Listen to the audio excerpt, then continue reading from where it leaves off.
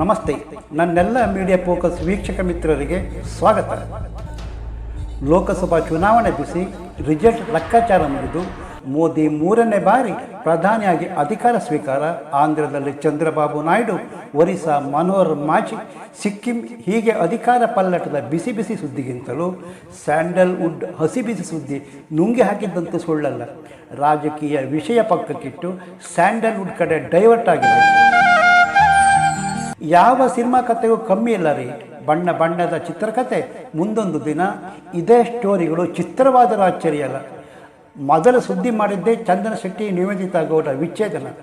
ನಾವು ಸ್ವಇಚ್ಛೆಯಿಂದ ಬೇರೆ ಆಗುತ್ತೇವೆ ಎಂಬ ಹೇಳಿಕೆ ಬೆನ್ನಿಗೆ ಬಂತು ನೋಡಿ ದೊಡ್ಡಮನೆ ಡ್ರೈವರ್ ಸುದ್ದಿ. ದೊಡ್ಡಮನೆ ಹುಡುಗ ಯುವ ಮತ್ತು ಶ್ರೀದೇವಿಗೆ ಡಿವೋರ್ಸ್. ಸಿನಿ ಪ್ರಿಯರಿಗೆ ಶಾಕಿಂಗ್ ನ್ಯೂಸ್. ಅನ್ನೋರು ನಡೆದು ಬಂದ ದಾರಿಯೇ ಒಂದು ಮಾದರಿ. ಹಾಗಾಗಿ ಡಿವೋರ್ಸ್ ದೊಡ್ಡಮನೆಯಲ್ಲೂ ಆಗುತ್ತಾ? ಕ್ವಶನ್ಗೆ ನೋ ಕಾಮೆಂಟ್. ಆದರೆ ಅದರ ಬೆನ್ನಿಗೆ ದುನಿಯಾ ವಿಜಿ ಡಿವೋರ್ಸ್. ಆದರೆ ಒಂದು ಸಮಾಧಾನ ಅಂದರೆ ಕೋರ್ಟ್ ವಿಚ್ಛೇದನ ಅರ್ಜಿ ತಿರಸ್ಕರಿಸಿ ಕೂಡಿ ಬಾಯಿ ಹೋಗ್ರಯ್ಯ ಅಂತ ಇದ್ದು ಸಮಾಧಾನದ ವಿಷಯ. ವಿಜಿ ಕೋರ್ಟ್ ಆದೇಶ ಪಾಲಿಸಬೇಕಷ್ಟೇ. ಇವಿಷ್ಟು ಡಿವೋರ್ಸ್ ವಿಷಯ. ಹಾಗೆ ದರ್ಶನ್ ಪವಿತ್ರ ಗೌಡ ವಿಷಯಕ್ಕೆ ಬಂದರೆ ಡಿವೋರ್ಸು ಇದೆ, ಕ್ರೈಮ್ ಸ್ಟೋರಿಯೂ ಇದೆ. ದರ್ಶನ್ ಪವಿತ್ರ ಲವ್ ಮಾಡ್ತಿದ್ರ, ಮದುವೆ ಆಗಿದ್ರ? ರೇಣುಕಾ ಸ್ವಾಮಿ ಮೆಸೇಜ್ ಬಗ್ಗೆ ಮಾತಾಡಲ್ಲ. ಇದೆಲ್ಲ ಈಗಾಗಲೇ ಬಣ್ಣ ಬಣ್ಣದಲ್ಲಿ ಕಂತಿನಲ್ಲಿ ಬಂದಾಗಿದೆ. ಆದರೆ ಪವಿತ್ರ ಗೌಡ ದರ್ಶನ್ ಪರಿಚಯದ ಒಂದು ಎಳೆಯಕ್ಕೆ ಬಿಚ್ಚಿಡುವ ಪ್ರಯತ್ನ ಮಾಡುತ್ತೇನೆ. ಸಂಜಯ್ ಸಿಂಗ್ ಯುಪಿಯಿಂದ ಬೆಂಗಳೂರಿಗೆ ಬಂದವರು. ಬೆಂಗಳೂರು ಬಾಡಿಗೆ ಮನೆ ಎದುರೇ ಪವಿತ್ರ ಗೌಡ ದುಕಾನಿತ್ತು. ಆಗಾಗ ಸಂಜಯ್ ಹೋಗಿ ಬರ್ತಿದ್ದ. ಆವಾಗಲೇ ಲವ್ ಆಗಿ ಮನೆಯವರು ಒಪ್ಪಿ ಮದುವೆಯೂ ಆಯಿತು, ಮಗುವೂ ಆಗಿ ಡಿವೋರ್ಸು ಆಗಿ ಹೋಯಿತು.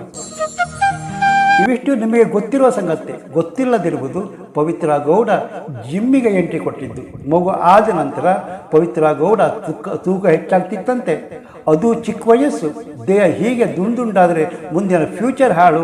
ಅದಕ್ಕೆ ಏನು ಮಾಡಬೇಕು ಅಂತ ಯೋಚಿಸಿದಾಗ ಹೊಳೆದಿದ್ದೆ ಜಿಮ್ ಐಡಿಯಾ. ಜಿಮ್ಮಿಗೆ ಹೋಗೋದಕ್ಕೆ ಆರಂಭಿಸಿದ ಪವಿತ್ರಗೆ ಅಲ್ಲೊಬ್ಬಳು ಲೇಡಿ ಪರಿಚಯ ಆಗುತ್ತೆ. ಪವಿತ್ರ ಹಾಗೂ ಲೇಡಿ ನಡುವಿನ ನಂಟು ಗಟ್ಟಿಯಾಗುತ್ತೆ. ನಂತರ ಸುತ್ತಾಟ, ಪಬ್ಬು, ಕ್ಲಬ್ಬು, ಅದು ಇದು ಹಾಳು ಮೂಳು ಅಂತಿರುವಾಗಲೇ ಪವಿತ್ರ ದರ್ಶನ್ ಪರಿಚಯ ಆಗುತ್ತೆ. ಮುಂದಿನದೆಲ್ಲ ಸಿನಿಮಾ ರೀಲ್ನಲ್ಲಿ ನಡೆದು ಅಂದರಾಗುವ ತನಕದ ಸುದ್ದಿ ಬಣ್ಣ ಬಣ್ಣದಲ್ಲಿ ನೋಡಿ ಕೇಳುವಿದ್ದೀರಿ ಅಲ್ವಾ ಸ್ನೇಹಿತರೆ? ಪವಿತ್ರ ಮಾಜಿ ಗಂಡನ ಮಾತು ಕೇಳಿದರೆ ಕರುಳು ಚುರುಕನ್ನುತ್ತಾರೆ. ಸಂಜಯ್ ಸಿಂಗ್ ಪ್ರಸಕ್ತ ಉತ್ತರ ಪ್ರದೇಶದಲ್ಲಿ ಶಿಕ್ಷಕರಾಗಿದ್ದಾರೆ. ಕಳೆದ 12 ವರ್ಷದಲ್ಲಿ ಮಗಳನ್ನು ಒಂದೆರಡು ಬಾರಿ ನೋಡಿದ್ದು ಬಿಟ್ಟರೆ ತಂದೆ ಮಗಳಿಗೆ ಅಪರಿಚಿತ. ಸಂಜಯ್ ಸಿಂಗ್ ಏನು ಹೇಳ್ತಾರೆ ಗೊತ್ತಾ? ನಾನು ಈಗ ಶಿಕ್ಷಕ, ಸಾವಿರಾರು ಮಕ್ಕಳಿಗೆ ಬೋಧಿಸುತ್ತಿದ್ದೇನೆ, ಪಾಠ ಮಾಡುತ್ತೇನೆ. ಆದರೆ ನನ್ನ ಮಗಳಿಗೆ ಶಿಕ್ಷಣ ಕೊಡಲಾಗುತ್ತಿಲ್ಲ. ತಂದೆ ಒಳ ತುಡಿತದಲ್ಲಿ ಎಂಥ ನೋವು ಇರಬೇಕಲ್ವಾ? ಪವಿತ್ರ ಗೌಡಗೆ ಶಿಕ್ಷೆಯಾದರೆ ಸಂಜಯ್ ಸಿಂಗ್ ಮಗಳನ್ನು ಕಾನೂನು ರೀತಿಯಲ್ಲಿ ಪಡೆಯಲು ಸಾಧ್ಯ ಇದೆ. ಸ್ನೇಹಿತರೆ, ಇವಿಟ್ಟು ಪವಿತ್ರ ಜಿಮ್ ಸ್ಟೋರಿ. ಸಿನಿಮಾ ಹೀರೋಗಳು ರೋಲ್ ಮಾಡೆಲ್ ಆಗಬೇಕಾ? ನಿರ್ಧಾರ ನಿಮ್ಮದು. ನೀವಿನ್ನು media focus YouTube channel subscribe ಆಗಿರದಿದ್ದರೆ ತಕ್ಷಣ ಸಬ್ಸ್ಕ್ರೈಬ್ ಆಗಿ ಅಭಿಪ್ರಾಯ ಕಾಮೆಂಟ್ ಮಾಡಿ. ಮತ್ತೊಂದು ಹೊಸ ವಿಷಯದೊಂದಿಗೆ ನಿಮ್ಮ ಮುಂದೆ ಬರುತ್ತೇನೆ. ಅಲ್ಲಿಯ ತನಕ ನಮಸ್ಕಾರ. ಜೈ ಹಿಂದ್, ಜೈ ಕರ್ನಾಟಕ.